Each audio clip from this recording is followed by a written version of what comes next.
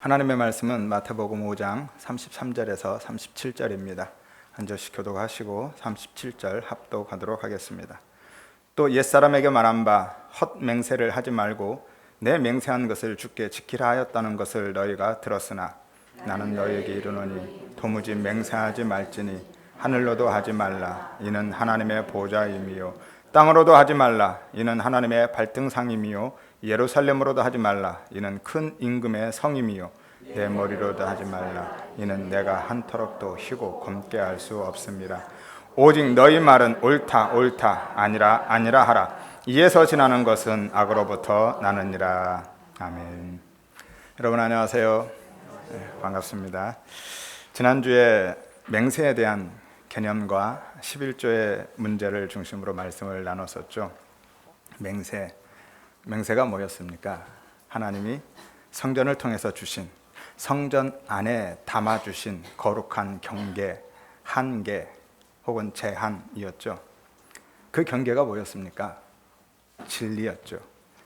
성전이신 예수, 십자가 복음이 하나님이 그 성전에 담아주신 경계였고요. 그것이 하나님의 맹세, 언약이었습니다.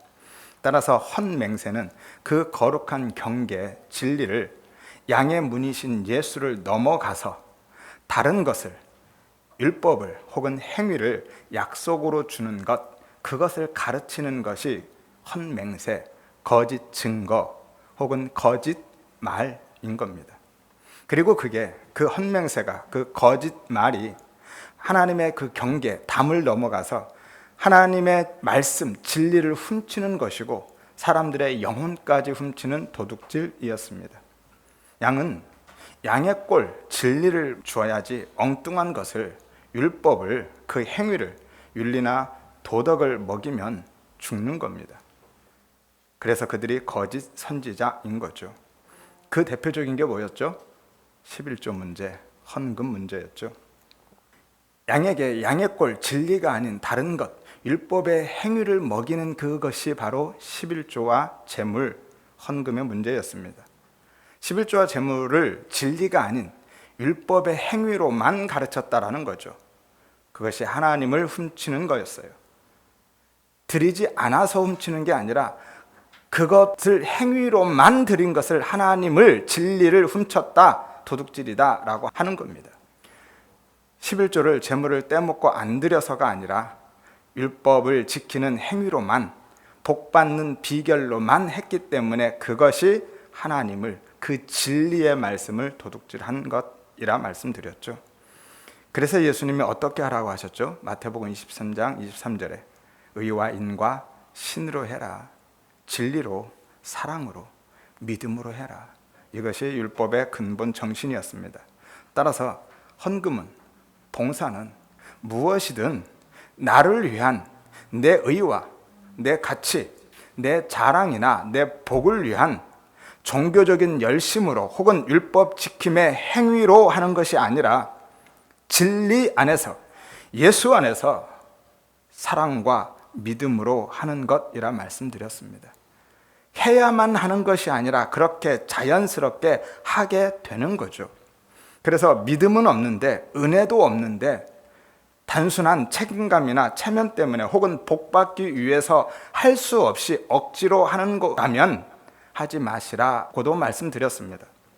하고도 죄 짓는 거다라고 말씀드렸죠.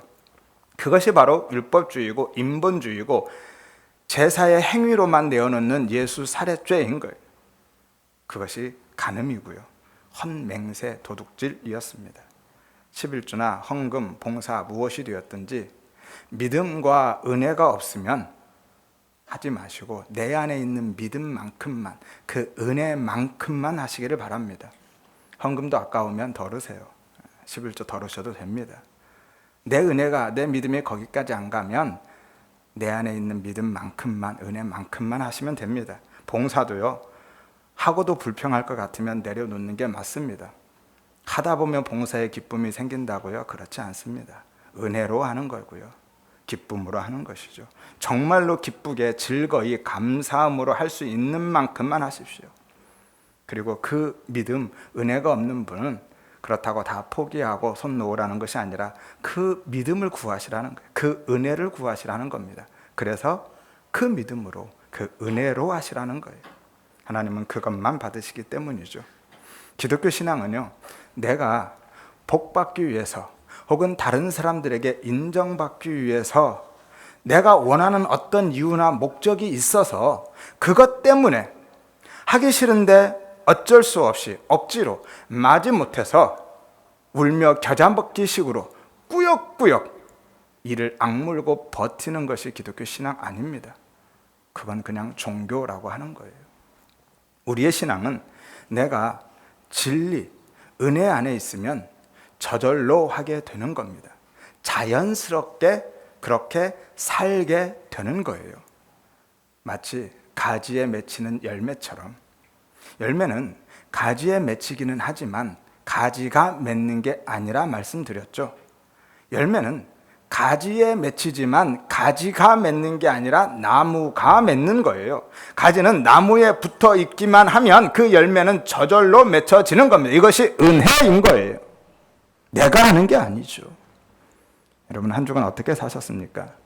진리 안에서, 예수 안에서 그 은혜로 사셨는지, 혹시 율법 아래에서 하나님을, 진리를 도둑질하면서 헛맹세, 그 거짓 말을 하는 자로 살지는 않으셨는지 돌아보시면서 이 시간 말씀을 나누기로 하겠습니다. 오늘은 본문의 각 절의 의미들을 먼저 설명드리고요, 우리가 하는 맹세, 서원의 문제죠. 그 문제에 대해서도 말씀을 나누기로 하겠습니다.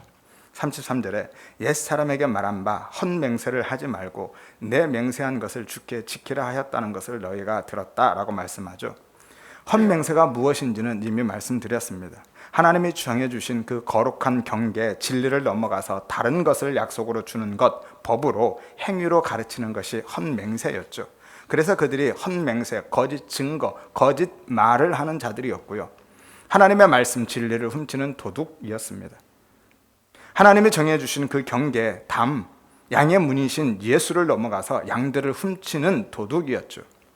성도는, 양은 양의 꼴, 진리를 먹여야 사는 거지 다른 것 먹이면 죽는다 말씀드렸습니다. 법이나 윤리나 도덕, 삶의 처세나 세상적인 복을 가르치면, 그것 먹이면 그 영이 다 죽는 거예요. 그리고 예수님은 그 맹세의 진리를 설명해 주시기 위해서 구약의 다른 말씀을 하나 더 끌고 들어오십니다. 내 맹세한 것을 주께 지키라 하였다라는 것을 너희가 들었으나, 그렇게 말씀하시죠. 맹세한 것을 주께 지키라 하는 말씀 어디에나 나오죠? 신명기 23장 21절에서 23절 말씀입니다. 이것이 우리가 알고 있는 서원에 대한 이야기예요. 서원, 약속, 맹세 같은 이야기죠. 같은 의미입니다. 이 부분은 조금 이따가 저 뒤에서 다시 말씀드리기로 하겠습니다. 34절 보겠습니다. 나는 너에게 이르노니 도무지 맹세하지 말지니 라고 말씀하죠. 도무지, 모두, 전부, 하나도 빠짐없이, 그런 의미죠. 따라서 어떤 맹세도 하지 말라라는 거죠. 그러면 문제는 우리가 살아가면서 정말 어떤 맹세도 하면 안 되냐는 거예요. 지난주에 이미 이것도 말씀드렸죠. 우리는 이 말씀을 그대로 받는다면 어떤 계약서도, 서약서도 서명하면 안 됩니다. 도장 찍으면 안 되죠. 약속도 하면 안 됩니다. 왜죠? 맹세의 사전적인 의미가 서약, 선서, 선언, 확언, 약속의 의미이기 때문이죠. 그런데 구약에 보면요, 아브라함을 비롯해서 모세도, 다윗도, 선지자들도 수많은 사람들이 다 맹세를 하고 있어요. 신약에서도요, 예수님을 비롯해서 바울과 베드로도 맹세를 합니다. 다 찾아줄 수는 없지만 한번 인터넷 그 성경 프로그램을 통해서 검색해 보세요. 수도 없이 많이 나옵니다. 뿐만이 아니라 다른 사람에게 맹세를 요구하기도 하고, 심지어는 하나님이 직접 맹세를 우리에게 요구하기도 하십니다. 에스라 10장 5절에 에스라가 일어나서 온 이스라엘에게 이 말대로 행하기를 맹세하게 하며 무리가 맹세하는지라 말씀하죠. 민수기 5장에서 모세에게 주신 법입니다. 여자의 간통이 의심될 때는 여자에게 맹세하게 하고 저주의 쓴물을 먹입니다. 신명기 10장 20절에 내 하나님 여호와를 경외하며 그를 섬기고 그에게 의지하고 그 이름으로 맹세하라 라고 말씀하죠. 따라서 오늘 예수님이 도무지 맹세하지 말라라고 하시는 것은 그런 문자적이고 사전적인 의미의 맹세가 아니라라는 것을 알아야만 하죠. 그렇지 않으면 그 말씀들이 다 충돌하고 있잖아요. 본문은 십계명에서 말씀하고 있는 그 거짓 증거, 헛맹세의 진의가 무엇인지를 예를 들어서 설명해 주고 계신 거예요. 그 거짓 증거가 뭐였죠? 하나님이 성전 안에 담아주신, 정해주신 그 거룩한 경계, 진리를 넘어가서 다른 것 주는 것, 법으로, 행위로 가르쳐 주는 것, 그게 거짓 증거, 거짓 말, 위증, 이것이 헛맹세였습니다. 따라서 본문에서 나오는 이 하늘과 땅, 예루살렘 머리, 이것들도 다 그 이야기를 하고 있는 거예요. 그것이 무엇인지, 그 헛맹세가, 거짓 증거가 무엇인지를 구체적인 예를 들어서 말씀하시면서 거기에도 다 하나님이 담아주신 진리가 있다. 그러니까 보이는 대로 판단하고 껍데기만 전하지 말아라, 그것만 가르쳐주지 말아라 라는 거예요. 그게 헛맹세고 그게 거짓 증거고 거짓 말이다. 34절에 하늘로도 하지 말아라, 이는 하나님의 보좌다. 땅으로도 하지 말라, 이는 하나님의 발등상이다 라고 말씀하죠. 하늘로 함부로 보이는 대로 맹세하지 말아라, 그것 증거하지 말아라. 왜? 그게 하나님의 보좌니까. 땅으로도 껍데기만 보고 가르치지 말아라. 왜? 그게 하나님의 발등상이니까 라는 거예요. 보좌는 왕이 앉는 자리, 왕좌죠. 발등상은요, 번역을 되게 어렵게 해놨는데 그냥 발을 두는 발판이라고 생각하시면 됩니다. 이미지 한번 띄워주시죠. 저게 왕이 앉는 보좌고요, 저게 밑에 있는 발판이 발등상으로 번역된 겁니다. 이해되시죠? 하지만 하나님은 육체를 가진 사람이 아니시기 때문에 보좌에 앉아서 발을 올려놓는 분은 아닙니다. 저렇게 말씀하시는 것은 우리의 이해를 돕기 위해서 우리가 알고 있는 것들을 사용해서, 도구로 사용해서 설명해 주고 계신 거예요.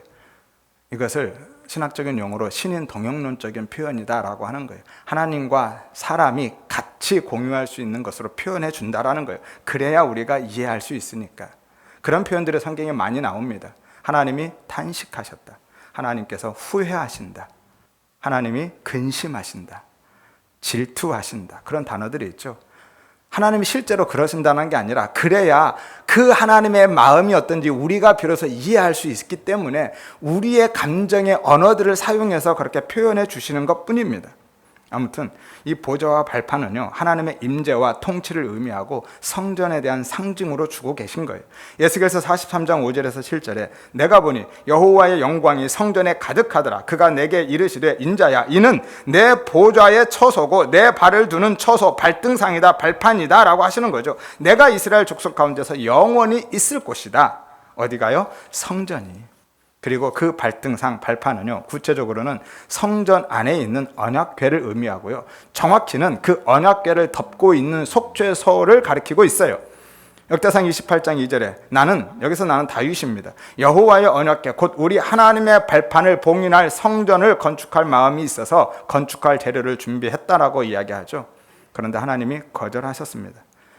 그리고 35절에 예루살렘으로도 하지 말라, 이는 큰 임금 하나님의 성이다 라고 하는데요, 예루살렘 역시 성읍, 도성에 대한 이야기가 아니라 성전에 대한 이야기를 하고 있는 겁니다. 성경에서 예루살렘은 이스라엘 백성들이나 성전에 대한 상징으로 자주 쓰이죠.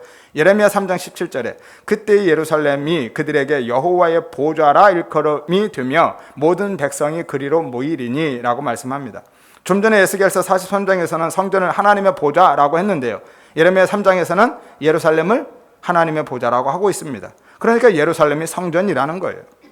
이사야서 60장 13절에 이사야서 60장은 예루살렘의 영광에 대한 이야기입니다.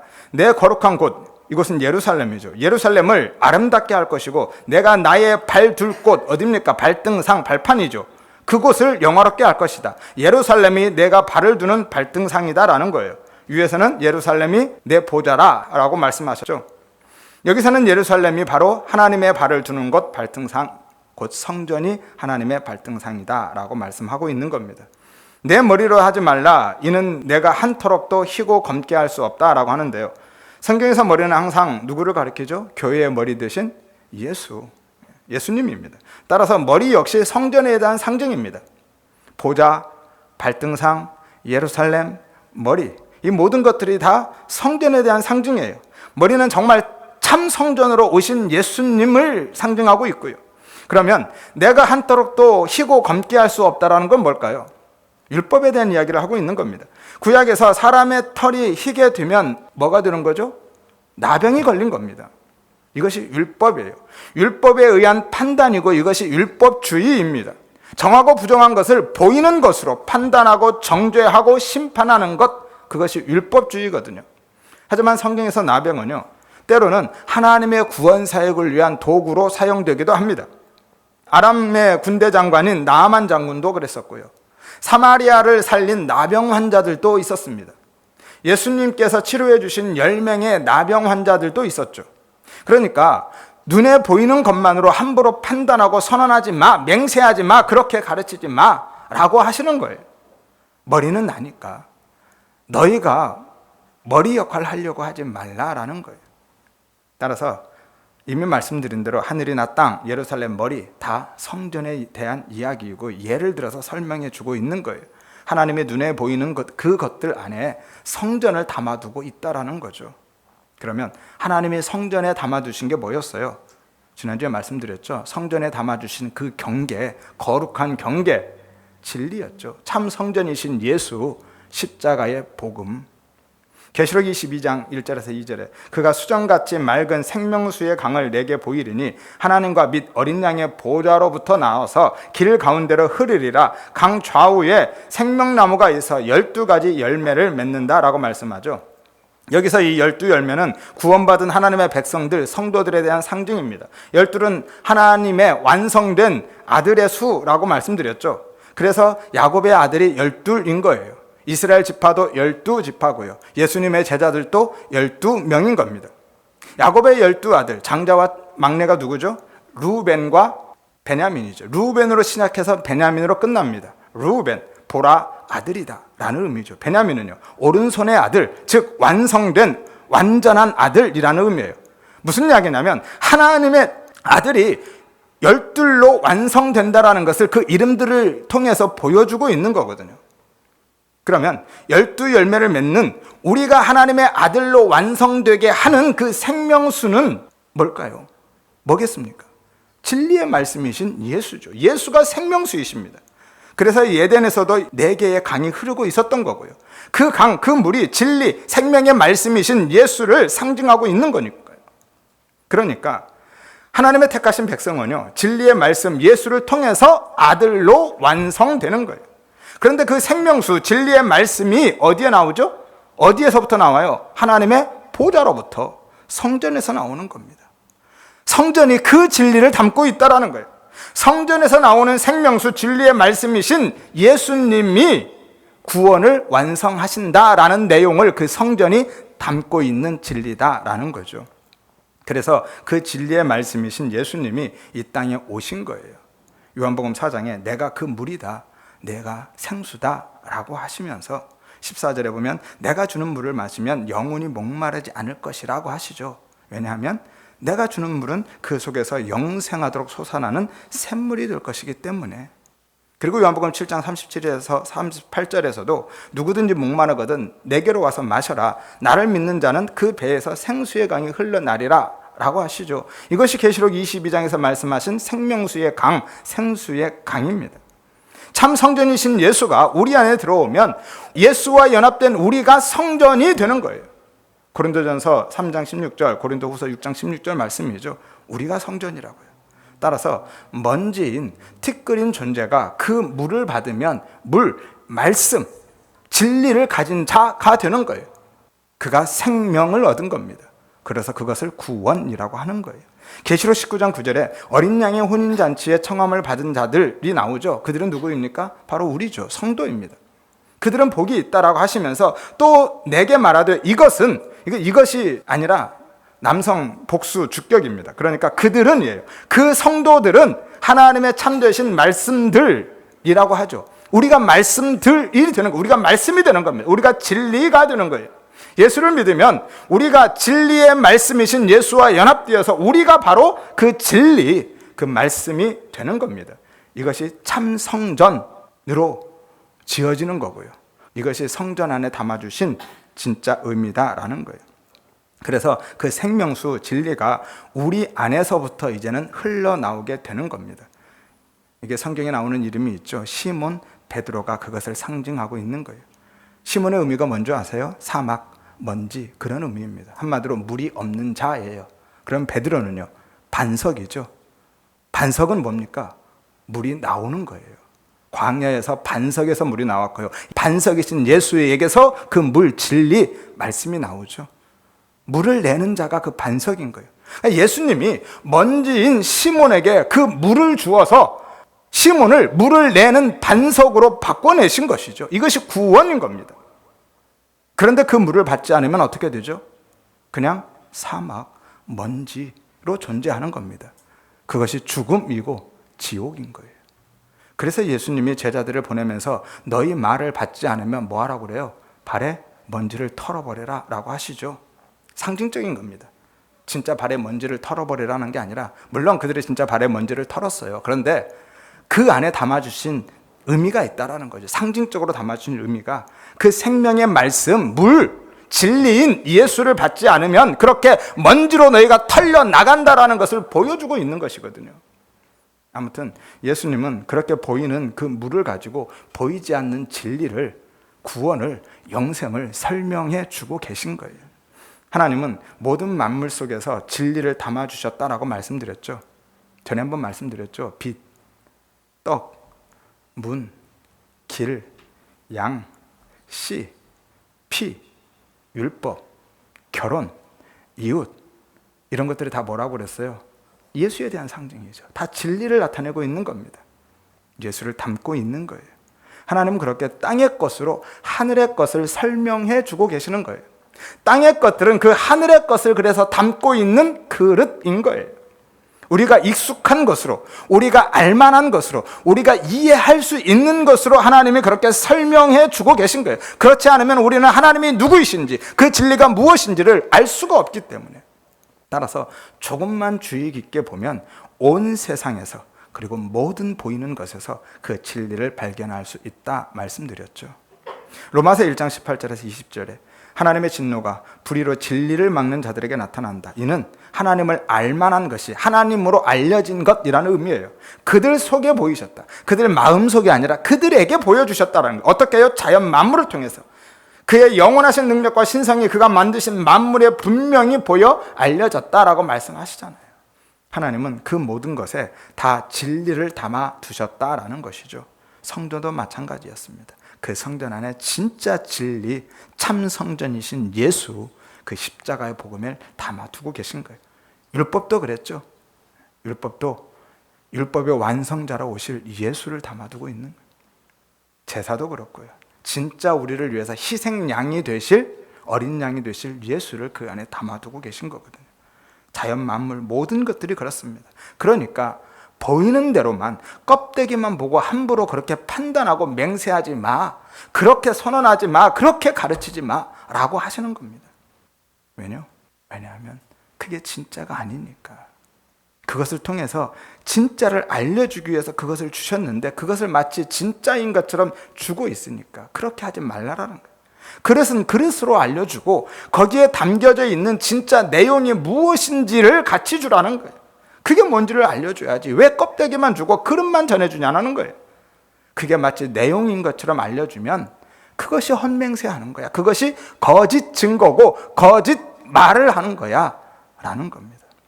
그리고 그게 하나님의 말씀, 진리를 훔치는 도둑인 거고요. 그래서 예수님이 율법주의의 성전을 부수면서 너희가 강도의 속을, 도둑의 속을 만들고 있다라고 말씀하신 겁니다. 그들이 율법 가르치면서 그렇게 하나님의 진리의 말씀을 훔치고 그들의 영혼까지 훔치는 도둑질을 하고 있었던 거거든요. 그리고 그러니까 그렇게 껍데기만 전해주지 말고 알맹이를, 진리를 같이 주라라고 말씀하시는 거예요. 그것이 바로 다음 본문들이죠. 속옷과 겉옷 이야기, 오리, 심리 이야기, 그리고 꾸고자 하는 자에게 거절하지 말고 다 주어라. 그 이야기들이 다 이 이야기입니다. 실제로 속옷 달라면 속옷 다 벗어줘라 이런 이야기 아니죠.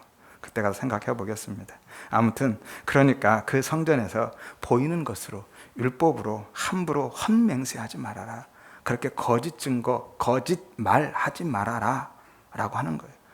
그리고 어떻게 하라고요? 37절에 옳다 아니라 아니라고만 해라. 이에서 지나는 것은 악으로부터 나는 것이다 라고 말씀하죠. 이 옳다 아니라 나이 우라는 거예요.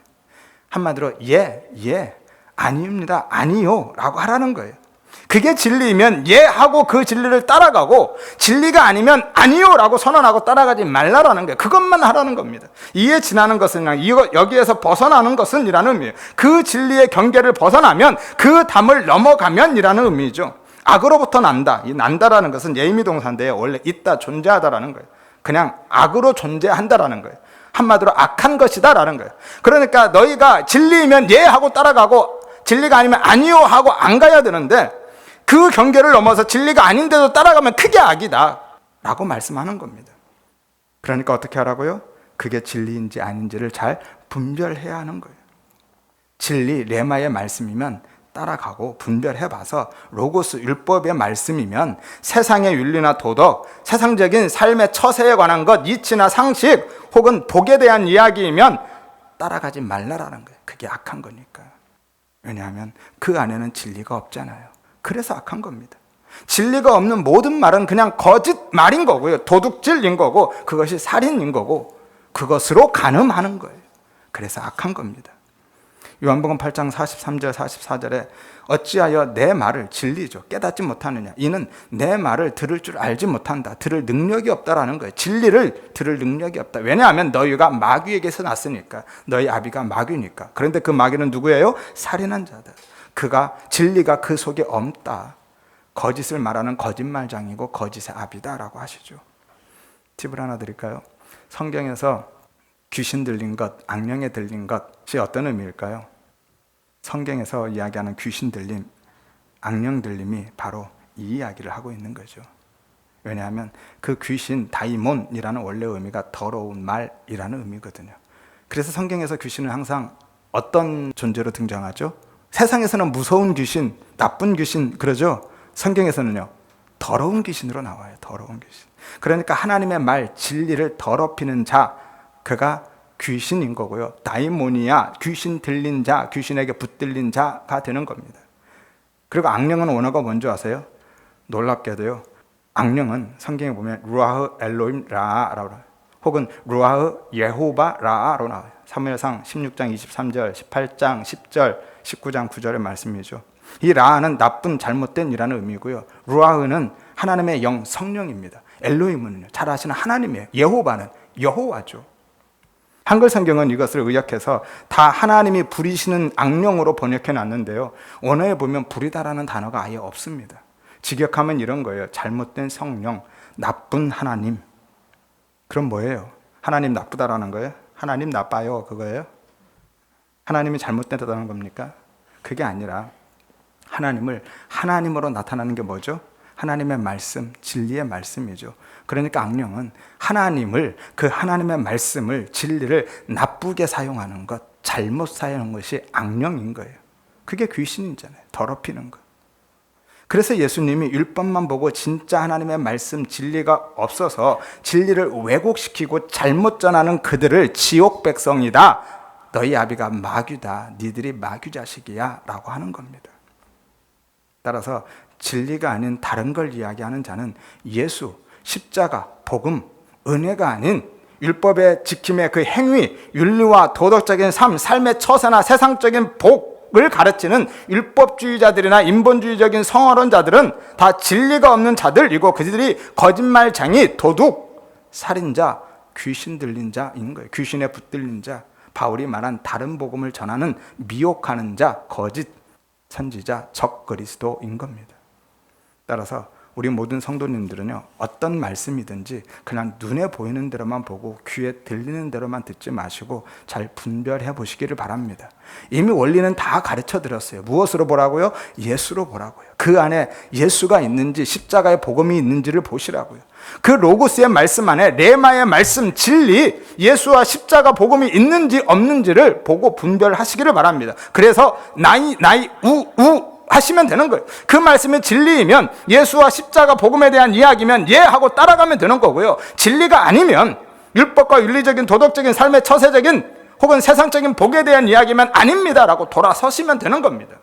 내 귀를 즐겁게 해준다고 해서, 내 마음에 위로가 되고 내 가치와 가능성을 인정해준다고 해서, 내 자존심 세워주고 자긍심 높여준다고 해서 진리를 떠나서 허탄한 그 이야기를 따라가면 결국 우리는 그들과 함께 지옥 문 앞에 서게 될 겁니다.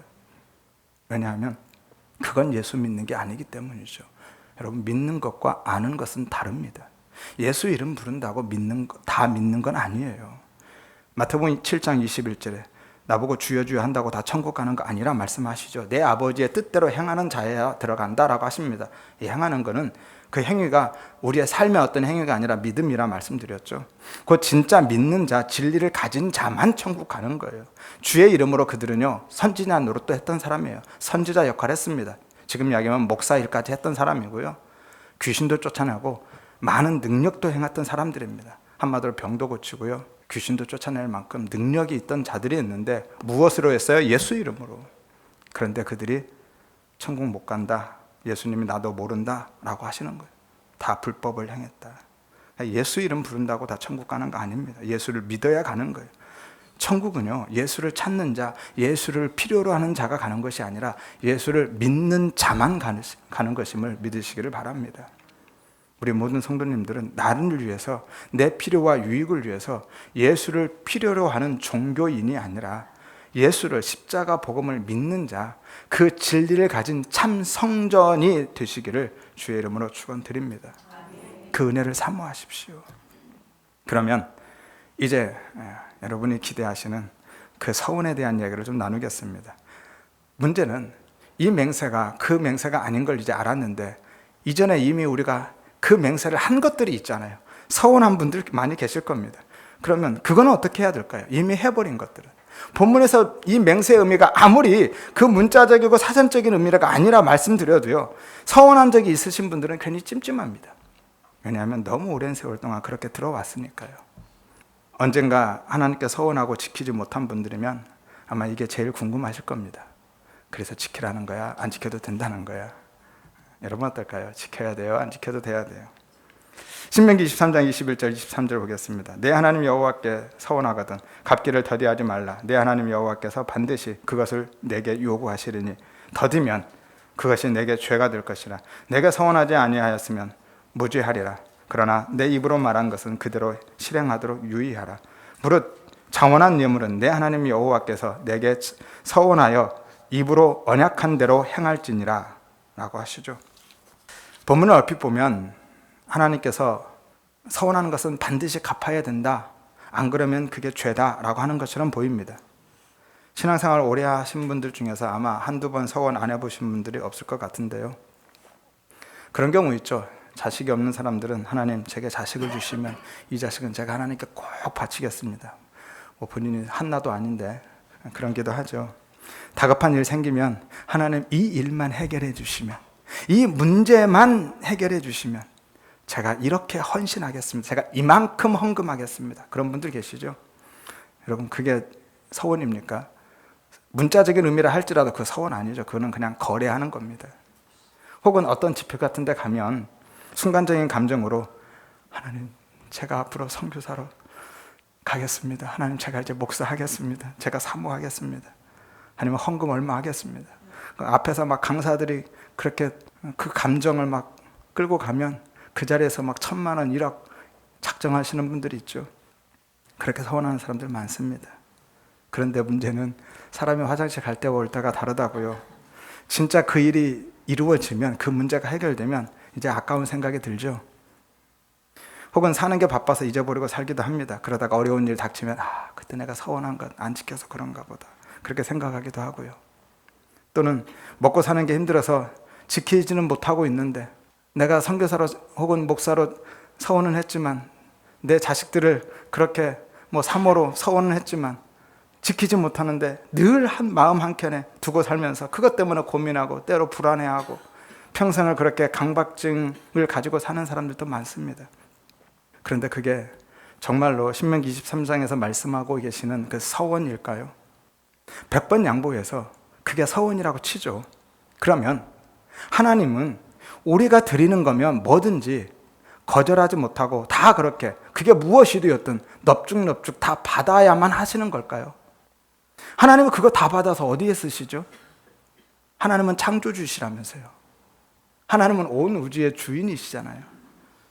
하나님은 만왕의 왕이시잖아요. 근데 그거 받아서 어디다 쓰시냐고요. 이사야서 1장 11절에서 14절에 너희의 무수한 재물이 내게 무엇이 유익하냐? 그것을 누가 너희에게 요구하였느냐? 헛된 재물을 다시 가져오지 말아라. 내가 가증히 여긴다. 이 가증히 여긴다는 구역질 난다라는 게 원래 의미예요. 구역질 난다. 내가 견디지 못하겠다. 내 마음이 싫어한다. 미워하고 증오한다라는 거죠. 그것이 내게 무거운 짐이다. 고역이다라는 거예요. 내가 곤비하다. 지치다. 기진하다라는 거예요. 내가 정말 지친다라는 거예요. 그거 제발 가져오지 말아라는 거죠. 제 아이들이 어렸을 때 틈만 나면 정말 종이 쪼가리죠. 그 종이 쪼가리에 삐뚤빼뚤 몇 자 적어서 혹은 그림 그려서 가져옵니다.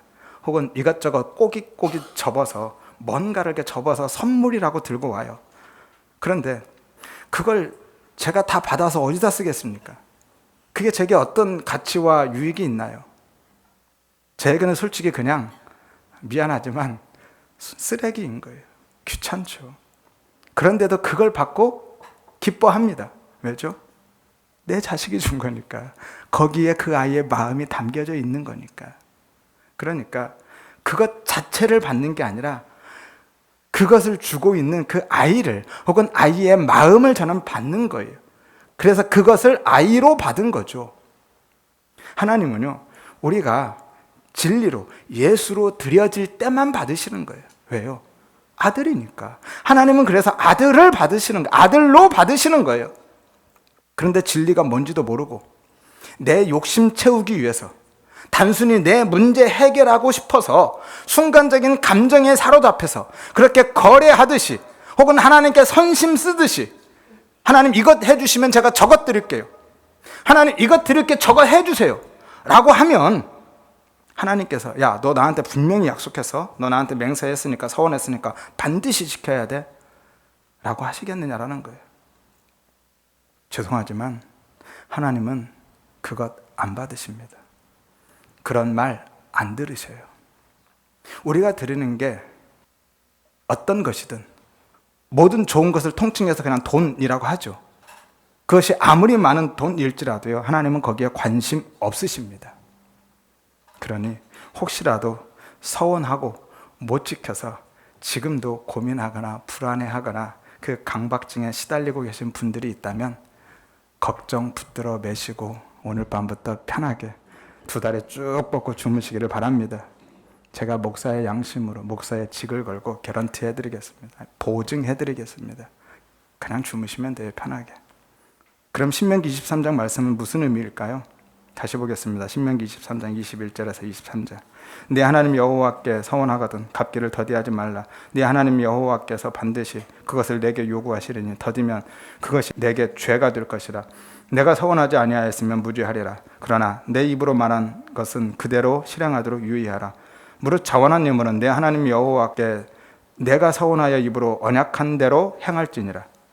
아무리 봐도 서원한 것은 반드시 갚으라고 갚아야 된다고 체근한 것처럼 보이죠? 하지만 오늘을 보면 이런 의미입니다. 내 하나님 여호와께 서원하거든 갚기를 더디하지 말라라는 것은요, 내가 그 하나님의 맹세, 진리를, 그 하나님의 맹세, 그 진리를 내 입으로 말했거든 그 진리가 되어라, 그 진리로 완성되어라 라는 의미예요. 이 갚다라는 게 샬람이라는 건데요, 샬롬 아시죠? 샬롬의 동사형입니다. 샬롬, 평화, 평강이라는 의미죠. 그런 의미도 있는데 어떤 의미가 더 있냐면 완전, 완성이라는 의미가 있어요. 그래서 솔로몬이 성전 짓기를 마쳤을 때 동일한 단어를 가져다 씁니다. 열왕기상 7장 51절에 솔로몬 왕이 여호와의 성전을 위하여 만드는 모든 일을 마친지라 할 때 이 마치다라는 게 샬람인 거예요. 왕상 9장 25절에 솔로몬이 여호와 앞에 있는 제단을 분향하니라. 이에 성전 짓는 일을 마쳤다라고 할 때 샬람을 씁니다. 그리고 더디다라는 것은 주저하다, 미루다, 방해하다라는 거예요. 내가 진리를 깨달아서 네 입으로 그렇게 말했다면 하나님의 그 맹세, 그 진리를 네가 네 입으로 말했다면 그 진리로 완성되는 일을 주저하지 말아라, 미루거나 방해하지 말아라는 거예요. 그러면 그게 죄가 된다라는 거죠. 내가 서원한 거 다 지켜, 안 그러면 죄가 돼 라고 하는 게 아닙니다. 그리고 하나님이 반드시 그거 찾으신다라는 거예요. 네가 입으로 말한 그 진리 내가 찾아올 거야. 내가 찾아라고 하시는 거예요. 22절에 내가 서원하지 아니하면 무죄하였으리라고 하시죠. 이것은 내가 서원 안 했으면 죄가 없을 텐데 네 입으로 서원했으니까 그게 죄가 되는 거야 라고 하시는 게 아니라 너는 그 서원, 그 약속, 맹세를 못한다라는 거예요. 아니었으면이라는 게 안 하다라는 게 아니라 원래 의미가 무기력하다, 무능력하다라는 거예요. 한마디로 너는 서원을 할, 약속하고 맹세할 능력도 없다라는 거예요. 그러니까 그것 하지 마. 그 서원하지 말라는 거예요. 다시 번역해드리면 너는 원래 서원을 할 능력이 없으니까 내 앞에서 네 약속, 그 서원 내놓지 마라고 하시는 겁니다. 그리고 뭐 하라고요? 하나님의 약속, 그 진리, 그 예수 내놔라고 하시는 거예요. 하나님은 우리의 서원을 찾고 요구하시는 것이 아니라 우리에게 하나님이 주신 하나님의 서원, 하나님의 약속, 그 하나님의 진리, 예수를 찾고 요구하시는 거예요. 23절에 그러나 내 입으로 말한 것은 그대로 실행하도록 유의하라. 무릇 자원한 예물은 내 하나님 여호와께 내가 서원하여 입으로 언약한 대로 행할지니라 라고 말씀하죠. 그러니까 하나님의 그 약속, 그 진리의 말씀이신 하나님의 맹세이신 예수를 말하고 내가 그 약속, 진리, 예수, 참 성전이 되어라 라는 거예요. 이 행하다라는 게 아싸 동사입니다. 우리가 행하는 게 아니라 되는 거예요. 그렇게 되는 겁니다. 자원한 예물이라고도 하는데요, 이 원문에는 예물이라는 단어가 아예 없어요. 원래 의미는 자발적으로 말한 것이라는 의미죠.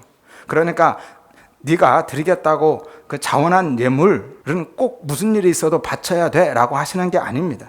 내가 자발적으로 하게 된 그 진리의 말, 내 입에서 나온 그 말, 그 진리대로 너는 되어야 된다라는 거예요. 따라서 신명기 23장의 서원에 대한 것은요, 우리가 하나님께 한 약속, 서원은 반드시 지켜야 된다라는 것이 아니라 우리가 하나님의 약속, 그 맹세, 언약에 의해서 하나님의 약속으로, 하나님의 언약으로, 하나님의 맹세로 완성되는 것에 대한 이야기를 하고 있는 거예요. 다시 말해서 하나님이 우리에게 당신의 맹세, 언약을 깨닫게 하셔서 우리의 입으로 그 언약을 고백하게 하시고 말하게 하시고 우리에게서 그것을 반드시 찾아가신다라는 거예요. 우리를 하나님의 진리의 말씀에 대한 약속이 되게 하시겠다라는 거죠. 우리를 하나님의 아들로, 진리로, 참 성전으로, 예수로 완성해 내시겠다는 하나님의 선언인 겁니다. 그것이 하나님의 약속이고 하나님의 맹세죠. 따라서 우리가 맹세하는 것이 아니라 우리가 하나님의 맹세가 되는 거예요. 맹세의 열매가 되는 겁니다. 원래 맹세는 하나님의 것이라 말씀드렸죠. 우리는 맹세할 능력이 없다고요. 자격도 없습니다. 맹세는 하나님만 하시는 거예요. 지킬 수 있는 분도 하나님밖에 없습니다. 따라서 맹세는 우리가 하고 우리가 지키는 것이 아니라 맹세는 하나님의 맹세를 우리에게 주시는 거예요. 언약, 약속, 그 맹세는 하나님이 그렇게 하시는 겁니다. 그리고 우리는 그 하나님의 언약, 하나님의 맹세, 진리, 그 아들, 참 성전이 되는 거예요. 하나님의 맹세가 되는 겁니다. 하나님의 맹세 언약이 우리에게 주어지면 우리는 그 하나님의 맹세로, 언약으로 지어져 가는 겁니다. 그렇게 완성되는 거예요. 이것이 하나님의 열심이죠. 하나님이 그렇게 완성해 내시는 거고요. 그게 하나님의 은혜인 거예요. 우리가 하는 게 아닙니다. 이해가 되시나요? 어려우시죠? 그러니 결론은 자유하십시오. 다급한 마음에 순간적인 그런 감정으로 내뱉은 서원 때문에 그게 무엇이 되었든 더 이상 고민하거나 불안해하지 마시고 강박증에 시달리지 마시기를 바랍니다. 정 찜지 마시면 그냥 하나님 잘못했어요. 그냥 실수했어요. 없던 걸로 해주세요. 그냥 넘어가십시오. 그래서도 됩니다. 그리고 앞으로 이게 더 중요해요. 더 이상 그런 말에 현혹당하지 마십시오. 그런 회유와 협박에 선동에 속아 넘어가지 마시기를 바랍니다. 그것은 다 뭐라고요? 거짓 맹세, 거짓 증거, 거짓 말, 도둑질인 거예요. 만왕의 왕이신, 온 우주의 주인이신 창조주 하나님이 사람처럼 그렇게 째째한 분 아닙니다. 사실은 하나님은 그런데 관심도 없으시다 말씀드렸죠. 그러니까 우리가 스스로 그 감옥 안에 갇히는 거예요. 하나님이 우리에게 찾으시는 것, 우리 안에서 보시는 것, 우리에게 받으시는 것은요, 오직 진리, 예수밖에 없음을 믿으시기를 바랍니다. 따라서 하나님이 찾으시고 받으시는 그 진리의 말씀, 예수, 십자가 복음을 발견하고 깨닫는 그 은혜를 구하시기를 바라고 예수로, 그 은혜로 하시기를 바랍니다. 하여서 우리 모두가 더 이상 헛맹세, 그 거짓 증거에 속지 않고 혹은 거짓 맹세, 그 거짓 말, 도둑질 하는 자가 되지 않고 하나님의 맹세 열매인 진리로 완성되어서 생수의 강이 흐르는 생명의 말씀, 그 예수를 내 안에서 내어줄 수 있는 참 성전으로 살아가시기를 주의 이름으로 축원드립니다.